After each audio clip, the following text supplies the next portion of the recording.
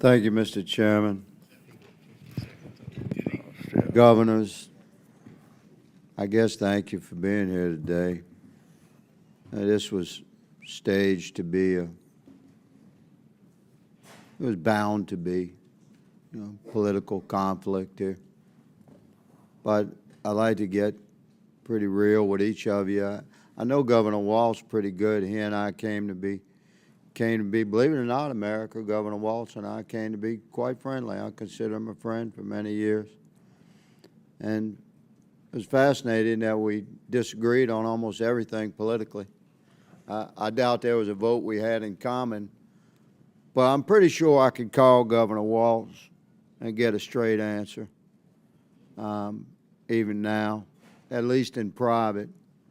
But in a setting like this, it's difficult to get a straight answer because you're being viewed so closely. All of us are. So I'm going to try and be real with you. And Governor Pritzker, I don't know you. Governor Hochul, I don't know you. I can tell you that that you strike me as extremely political, and rather arrogant, quite smug, good lady. And this is a serious topic, man. We have hundreds of thousands of Americans dead from fentanyl that came across our border. Our nation suffered generational trauma for 4 years from open border policies. And we listened in ad nauseum, speech after speech after speech about how Mayorkas, who struck me as equally smug in many horrific meetings, said we need more money, we need more laws. We never needed more money. We never needed more laws. We needed an executive branch that had the will to enforce the law and thus end the trauma that the American people were continually suffering at our southern border. Now, the impact of that policy remains, and sanctuary cities are a large part of this thing. Now, I don't know the life of you three, your background. I don't know if you've held the hand of a mother or father, had to deliver to them the news that their child had been killed by a violent criminal. Prayed with that person, but I have. And the victims of crime commonly have a simple refrain: why? Why? Why did this happen to my family?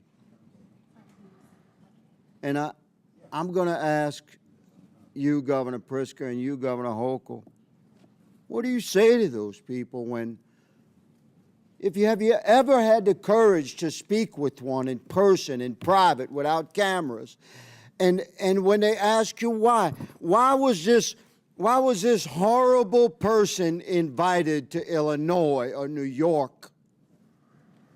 Why do your sanctuary policies encourage, why did this guy that killed my daughter, why was he in my state? Why? Representative. Don't tell me it's limited resources. Representative. Don't tell me it's limited resources. I'll let you know when it's time for you to answer the question, madam. Okay. Don't tell me it's limited resources, because we're talking about the resource of righteousness and goodness. And God controls the bank of righteousness and goodness. And there's no limit to that withdrawal. Governor Pritzker, what do you tell a family when they ask you why? Why was this murderer in my state that came here across the border illegally and was encouraged to come to my state by your policies? Go. You said invited or encouraged. 50,000 people invited were, and encouraged by sanctuary people were policy. shipped to my state by a Don't border beat state around the governor. bush. Own it, man. I'm not beating Own around. it. I'm telling you, 50,000 people were shipped to my state by a Would you ship them Republican back? border state governor. 50,000 is a smidgen. We have 15 million cross the border. I understand. I'm glad they bust some to your state. I have 'cause you and needed I to have taste been it. clear Your sanctuary about policies favoring border Governor Hochul, security. There was a I'll give bill you the last last year couple of on that seconds very here. subject, sir. On the Governor question of Hochul. what And I'd you say to opposed that it. family, I would say my heart is breaking for you. I'm a mother. When you describe the pain of a family like that, I've been there. I have held victims' families in my That's a arms. good start. And I'll tell you Mr. this, you Chairman, appear my to be a time has religious expired. person. I yield. But